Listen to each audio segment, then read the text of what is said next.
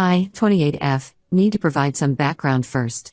I met William, 30M, during our sophomore year in college. I was immediately drawn to him because of his ambitious nature and clear goals. We were both business majors. I was focusing on finance while he was doing general business administration. We started dating after being paired up for a group project, and everything just clicked. Despite being broke college students, our dates were always special because William would cook these amazing meals in his tiny apartment kitchen. He learned cooking from his grandmother, who raised him after his parents died in a car accident when he was 12. Cooking was his way of keeping her memory alive, and I always found that incredibly touching. After graduation, we both landed great jobs. I started at a mid-sized investment firm, while William secured a position at one of the top financial companies in our city. We moved in together, got married 4 years later, and everything seemed perfect. William was climbing the corporate ladder quickly. He had a natural talent for analysis and client relationships. Within 5 years, he was promoted to senior financial analyst with a salary of over $150K annually. I was doing well too, having switched to a better firm 2 years ago with William's encouragement. Throughout these years, cooking remained William's passion. He would spend entire weekends meal prepping and experimenting with new recipes. Our apartment became the unofficial gathering spot for our friend group because everyone loved his cooking. He would host these elaborate dinner parties where each course told a story. I remember one party where he created a 7-course meal based on our favorite travel memories together. It was his way of being creative while maintaining his corporate career. The change started about 4 months ago. William began talking more and more about feeling unfulfilled at work. He would come home exhausted and spend hours watching cooking shows and reading chef biographies. I noticed he was becoming less engaged in his job, but I assumed it was just a phase. Then, 3 months ago, he sat me down for what he called a life-changing conversation. He had been secretly researching culinary schools and found one that offered an intensive 18-month program. The school has a good reputation and has produced several successful chefs. He laid out his entire plan: quit his job, complete the program, work in various restaurants to gain experience, and eventually open his own place. He had spreadsheets, timelines, and even potential restaurant concepts mapped out. The catch? The program would cost us nearly all our savings, around $65K. This included tuition, materials, and basic living expenses during the program. We would have to live on my salary alone, which is decent but significantly less than our combined income.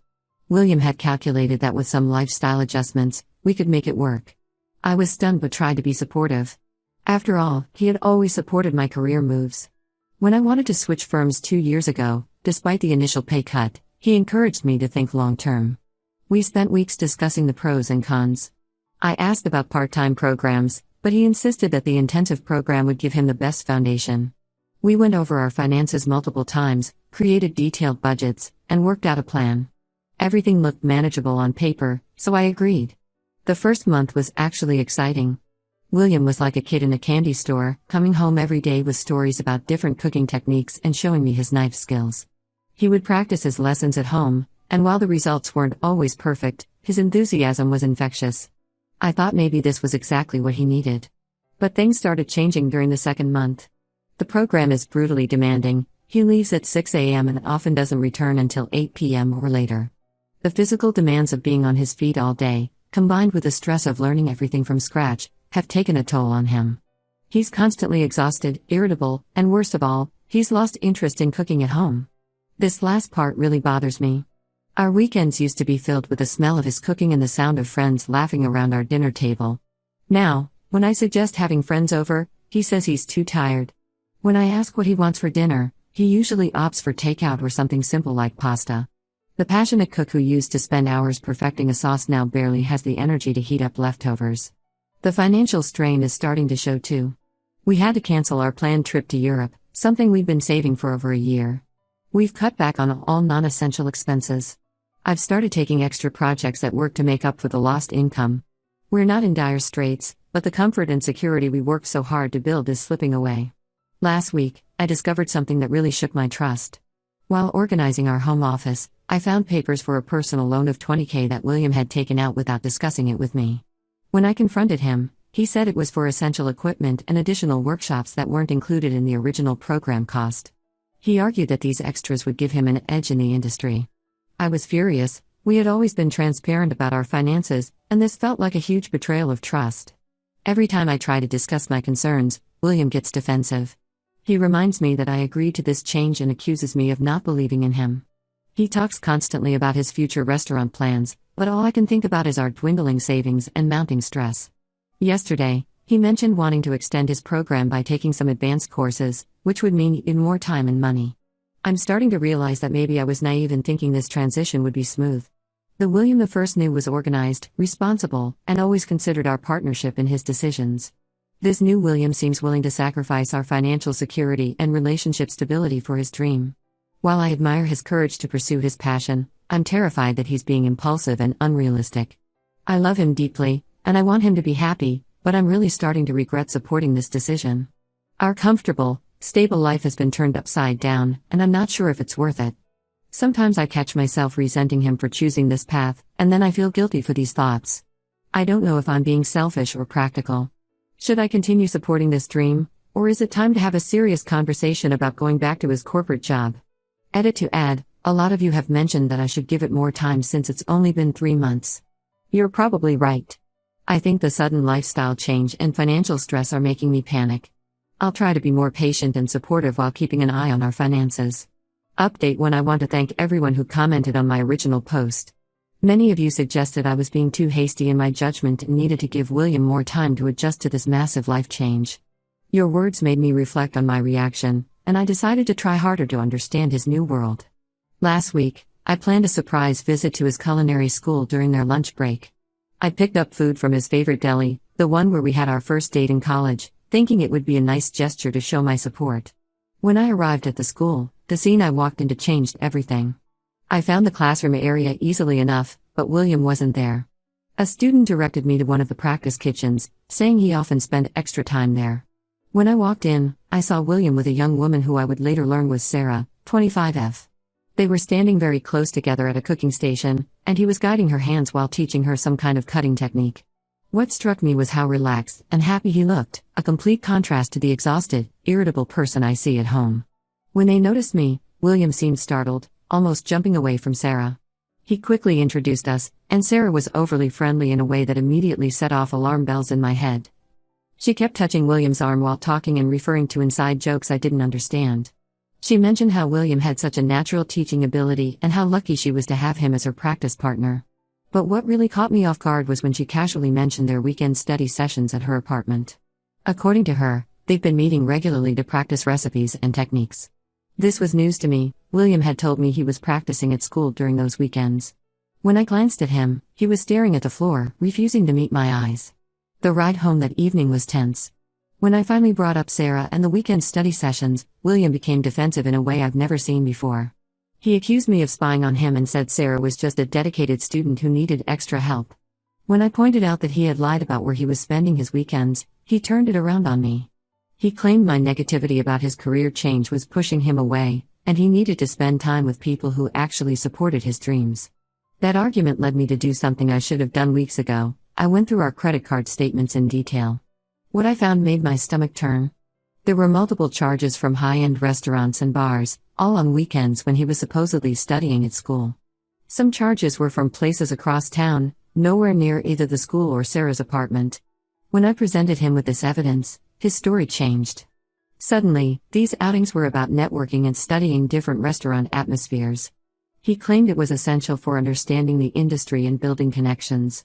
When I reminded him about our tight budget and how we'd had to cancel our own dinner dates due to financial constraints, he exploded. "You just don't get it," he yelled. "This isn't about money, it's about learning and growing in my craft. You're trying to control every aspect of my new life because you're jealous I'm finally doing something I love." He stormed out and spent the next 2 days at his brother's place. During those 2 days, his brother Mark called me. Mark and I have always had a good relationship. He was even my confidant during the early days when William was planning to propose. But this conversation was different. Mark accused me of being controlling and said I was suffocating William's creativity. According to him, William had been crying on the phone, saying he felt trapped and misunderstood. This didn't sound like the William the first knew at all. William came home after 2 days, acting like nothing had happened. He even brought me flowers and apologized for overreacting. But something still felt off. While doing laundry the next day, I found a small notebook in his chef's coat pocket. I know I shouldn't have looked, but after everything that had happened, I needed to know the truth. The notebook started innocently enough with recipes and cooking notes. But as I kept reading, I found personal entries that made my heart sink. There were passages about feeling trapped in our marriage and how Sarah awakened something in him. He wrote about how she sees him as an artist, not just a provider, and how she understands his soul in a way no one else ever has. There was even a list of pros and cons about various life decisions, including one labeled starting fresh. I put the notebook back exactly where I found it and haven't mentioned it. How can I? The William who wrote those words is a stranger to me. The man I married would never lie about where he was spending his time or money. He would never hide his feelings in a secret notebook instead of talking to me. He would never let someone else come between us. I've started quietly preparing for whatever might come next. I opened a separate bank account and transferred part of my salary there. I've been documenting everything, the lies, the hidden expenses, the times he's been unaccounted for. I've even taken photos of the credit card statements, though I feel horrible about being this suspicious of my own husband. I don't know what to do next. Part of me wants to confront him about everything, the notebook, the lies, Sarah. But another part is terrified of what that conversation might reveal. Is this really about following his dreams, or is he using this career change to escape our marriage? Would exposing what I know push him further away or finally get him to be honest with me? For now, I'm watching and waiting, feeling like a stranger in my own marriage. The worst part is that I still love him, and I catch myself hoping this is all just a phase brought on by stress and major life changes. But deep down, I'm starting to think our marriage might be another casualty of this dream. Update 2: the truth finally exploded in my face last week, and it was even worse than I imagined. It started with an email from an address I didn't recognize, with the subject line "Your husband and my girlfriend." The sender was Robert, Sarah's boyfriend of 3 years. Robert's email was detailed and devastating. He had discovered the affair after finding Sarah's phone unlocked while she was in the shower. What he found was months of messages between her and William, dating back to almost the beginning of the culinary program. He sent me screenshots of their conversations, saying I deserved to know the truth just like he did. Reading through those messages was like watching a train wreck in slow motion. It started innocently enough with discussions about recipes and techniques, but quickly evolved into personal conversations. William complained about me to her, saying I was too focused on the practical side of life and didn't understand his artistic spirit. They mockingly referred to me as the banker in their messages, laughing about how I was too stupid to see what was happening right in front of me. The messages revealed that their study sessions were mostly spent at high-end restaurants, where William would spend hundreds of dollars on tasting menus and wine pairings. They justified it as research for their future business together. Yes, you read that right, they had plans to open a restaurant together after graduation. That $20,000 personal loan? A significant portion went towards their market research dinners and initial business planning for their future cafe. Sarah played her part perfectly, regularly stroking William's ego with messages about how talented and misunderstood he was. She called him her culinary soulmate and said I was holding him back from greatness. William ate it up, telling her she was the only one who truly understood his passion. What hurt the most were the messages where they planned their future together. They had picked out potential locations for their cafe, discussed menu concepts, and even talked about what their life would be like once they could be together properly. William had written that meeting Sarah made him realize he had settled in our marriage. After reading everything, I felt physically sick. I spent the whole day in bed, alternating between crying and feeling numb. But then anger took over. I printed out all the messages, laid them out on our dining table, the same table where he used to cook those romantic dinners for me, and waited for him to come home. When William walked in and saw the papers, all the color drained from his face. His first words weren't "I'm sorry" or even a denial. Instead, he said, "How did you get these?" Even in that moment, his primary concern was getting caught, not the pain he caused. The conversation that followed was both painful and enlightening. When backed into a corner with evidence, William's true colors came out. He tried to blame everything on me. My focus on financial security had driven him to seek understanding elsewhere. He claimed the stress of his career change and my lack of support had pushed him into Sarah's arms. According to him, Sarah understood that sometimes you have to take risks and break rules to achieve your dreams. When I brought up the money, our savings, the loan, the credit card debt he'd racked up whining and dining her, he had the audacity to defend it as investment in his future. He actually tried to argue that the expensive dinners were necessary for understanding fine dining culture, and Sarah was just helping him navigate that world. The real kicker came when I asked about their business plans. Turns out they had already put a deposit down on a potential restaurant space, using part of that $20,000 loan. They were planning to sign the lease next month. William had even drafted resignation paperwork from the culinary program, planning to drop out and start renovating the space with Sarah. I told him to leave that night. He tried to argue, saying he could explain everything, that he was confused and stressed, that Sarah didn't mean anything. But when I threatened to call the police, he finally left. He's been staying with his brother, who, by the way, called me to apologize profusely. Apparently, William had painted a very different picture of our marriage problems to his family. The next few days brought a flood of messages from William. Long paragraphs about how sorry he was, how he lost himself, how he wants to make things right. He offered to cut all contact with Sarah, quit culinary school, even try to get his old job back. He sent mutual friends to plead his case, had his mother call me crying, and even showed up at my office with flowers. Security escorted him out. But I'm done. The trust is gone, and so is the respect. The man I married, the one who cooked me dinner in his tiny college apartment and dreamed of building a life together, that man doesn't exist anymore. In his place is someone I don't recognize, someone who could lie to my face, steal our savings, and plan a future with another woman while sleeping in our bed. Update 3. I promised this would be my final update, and honestly, it feels right to close this chapter of my life. The past 3 months have been a roller coaster of legal meetings, emotional upheavals, and major life changes, but I'm finally starting to see light at the end of the tunnel. The divorce proceedings are well underway. After my last update, William's attempts to win me back became increasingly desperate. He showed up at my workplace so many times that I had to file a complaint with security. He sent handwritten letters about how Sarah meant nothing to him, how she was just a symptom of his quarter-life crisis, and how leaving his corporate job had made him temporarily insane. He even dropped out of culinary school and begged his old company to take him back. They declined. Apparently, word had gotten around about his dramatic exit and the whole chef dream fiasco. The karma train hit pretty hard. Sarah, the supposed soulmate who understood his artistic spirit, ended up leaving both William and Robert for another classmate at the culinary school. According to mutual friends, she has a history of this behavior. William was actually her third married man at the school. When William discovered he wasn't special, that he was just another notch in her belt, he had a complete meltdown. He drunk called me at 2 a.m., crying about how he destroyed his life for someone who saw him as just another conquest. The financial aftermath has been messy. Besides the $20,000 personal loan, I discovered he had opened 2 credit cards I didn't know about and maxed them both out, mostly on expensive restaurants and gifts for Sarah. The total damage is close to $45,000. Thankfully, my lawyer is a miracle worker. Since all the debt was in his name and we could prove he incurred it while carrying on the affair, I'm not liable for any of it. The judge was particularly unimpressed by the evidence of him spending our savings on another woman. I've moved out of our apartment and found a smaller place closer to work. It's an adjustment, going from our spacious 2-bedroom to a 1-bedroom unit, but it feels like my space.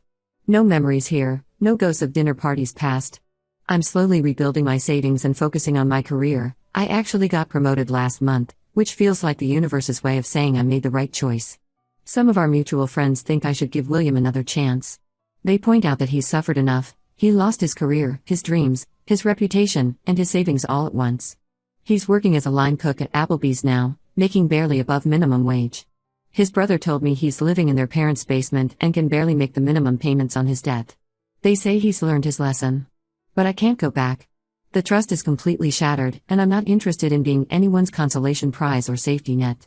William didn't just cheat on me, he systematically lied to me, stole from our future, and mocked me to his affair partner. He was willing to throw away 10 years of marriage for a fantasy that lasted less than 3 months. That's not something therapy can fix. The irony of it all isn't lost on me. He left a 6-figure job to chase his culinary dreams, and now he's making burger platters at a chain restaurant. He wanted to be a respected chef with his own restaurant, and instead, he's living in his parents' basement at 30. Sometimes I wonder if he thinks his artistic spirit was worth the price.